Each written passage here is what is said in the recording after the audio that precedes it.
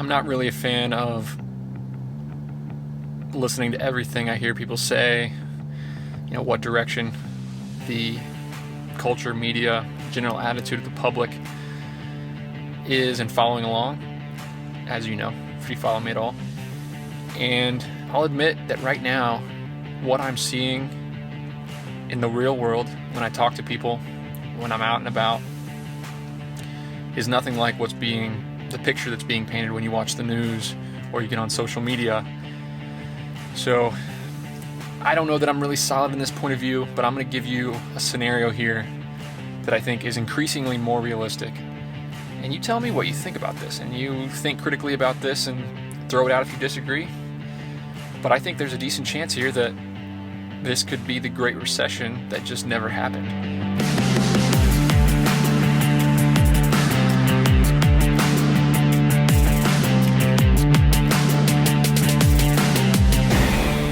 4 weeks ago, my opinion was much different. The sky was falling.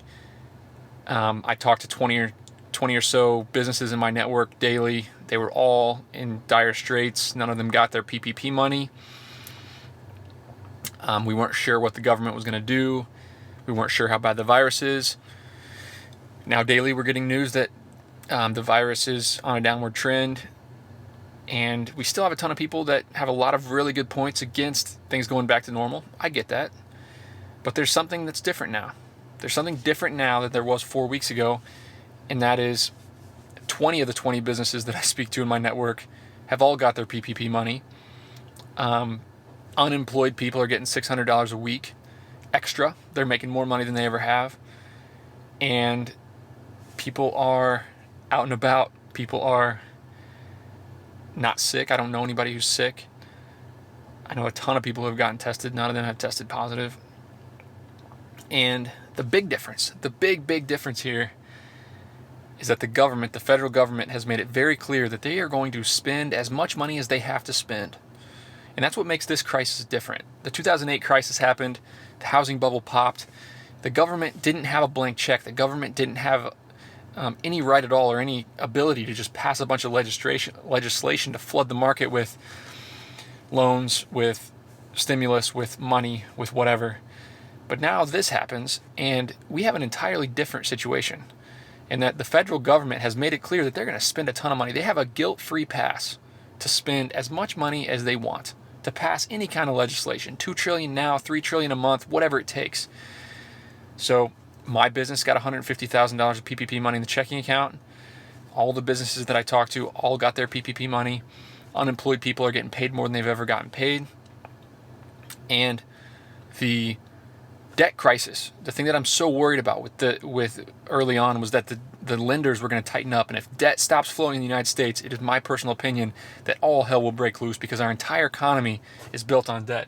I mean, you look around this shopping center, just went to the post office, and all these stores get frequented and money gets spent by people who don't have the money, right? America is fueled by debt. Debt owns an entire neighborhood that I live in, right? Most people own 20% or less of their home. People buy things they can't afford. People finance vehicles. People finance their credit cards, to go out and spend money. And I think there's a very likely scenario that the government makes it easier to get loans than it's ever been. That the rate goes below zero. The rate that the Fed sets that the banks can borrow money, that goes below zero, and people can finance homes at 1.5%. People can finance businesses at 1.5%. People can finance real estate at 1.5%. I mean, I don't think that that's out of the question here. The government has the perfect excuse to guarantee loans, to stimulate lending, and to use debt to push us right through this crisis. I mean, where does that put us 5 years from now? I don't know.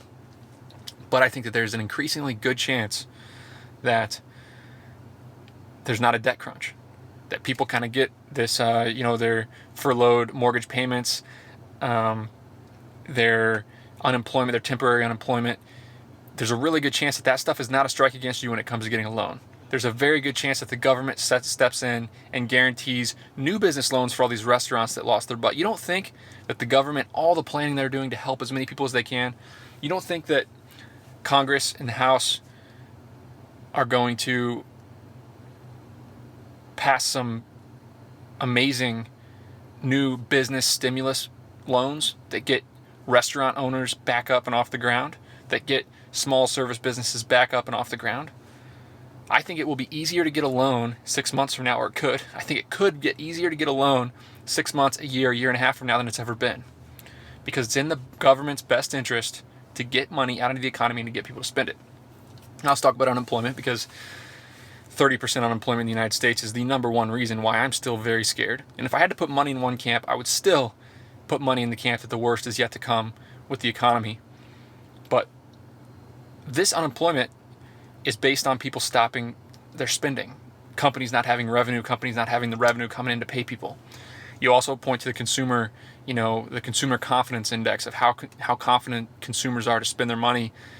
And I just don't buy that this little blip is going to totally reset and make people scared to consume and scared to buy and scared to take on debt.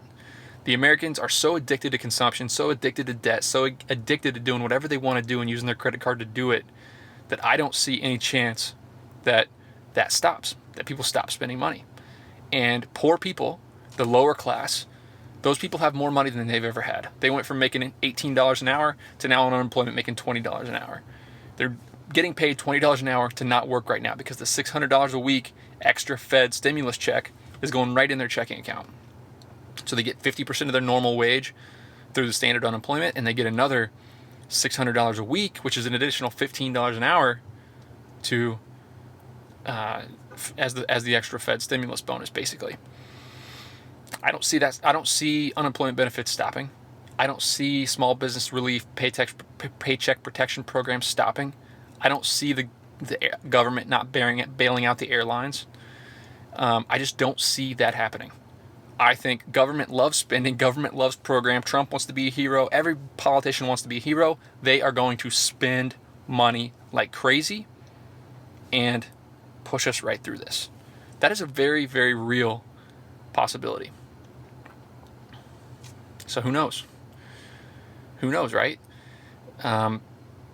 I still think there'll be a lot of distressed properties. I still think there'll be a lot of distressed businesses. I think it'll be a little while before we go back to packing restaurants and bars and football stadiums. But people love spending money. And if it's not at a restaurant, they're going to spend the money somewhere. It's going to go into the economy somewhere. It's going to go into a business somewhere that's hiring people to do jobs. The people in service sectors are starting to pick right back up. My brother mows lawns. He never missed a beat. I think he lost maybe 2 of his 70 clients because they said, with the stay-at-home stuff, we're going to stay at home and cut our own grass. I don't see consumers starting to work on their own house. I don't see consumers starting to mow their own grass. People don't like doing that stuff. They're not going to just start getting better with their hands and taking care of their own problems. So it's a very, very real possibility here, is that government loans start coming in. They start becoming protected, and we just ride right out of this thing. It'd be unbelievable, but that it's not that far out of the realm of possibility. Still a lot of things that scare me. Still a ton of things that scare me. The oil industry scares the hell out of me. Our entire oil sector is going bankrupt by the day. Higher education, college towns like Athens, where I live, University of Georgia's here. If they don't come back in the fall semester, this town is in for a world of hurt. California, the California collegiate system already announced fall semesters online. We'll see a lot of colleges go bankrupt. I think we'll see some great long-term shifts in education and what people value in education. And it's going to hurt some college towns in the near term, but I think the top 50 schools in the country are all going to be fine. University of Georgia is going to be fine. Cornell up in Ithaca, New York is going to be just fine. Princeton's going to be fine. Harvard's going to be fine. It's those fringe liberal arts schools that have 3,000 students that charge $60,000 a year that are going to really, really struggle. So Airbnbs, I'm worried about those.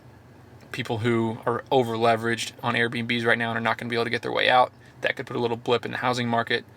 But I just don't see the government letting off the throttle here with the spending. I just don't see it. So I guess we'll see what happens. But as the days go on, and day by day, and the more smart people I talk to, and the more I see everybody pushing in one direction, the big indicator for me The biggest indicator that I haven't talked about yet in this video is the stock market. How does the stock market stay at 25,000 points? 15, 20% off of its highs. How does that happen if there's not something, a lot of people that are very confident that the federal government is just not going to let us fall into a recession? The stock market is smarter than me, the stock market's smarter than you, and the stock market knows a lot more than I know. So that is just that little cherry on top that makes me think that everything's going to be okay, that the world is going to go right on, that people are not going to be scared forever, and that there's some pent-up demand that's going to hit the economy here. So we'll see. Either way, no matter what happens, I'm going to keep grinding. I'm going to keep making the best decisions that I can, and I'm going to change my mind all the time. That's the thing. You might hear something a week from now that's totally different from me, because I'm not stuck to my opinion. I'm not trying to be right. I'm trying to find out what is right. I'm trying to find out what's correct, what's true, and what's actually going to happen. I'm not letting my ego, I'm not letting my emotions get involved in any of this stuff. I'm taking in new information. I'm measuring it for what it's worth. I'm running it through my bullshit filter in my head, and I'm putting it out the other end with an opinion that is fluid and changes. And I think that's the only way to be when all this stuff happens. If you get tied down, and you're not radically open-minded, if you get tied to one way of viewing something, I think you're going to have a lot of trouble weathering the storm. But I'm becoming more optimistic.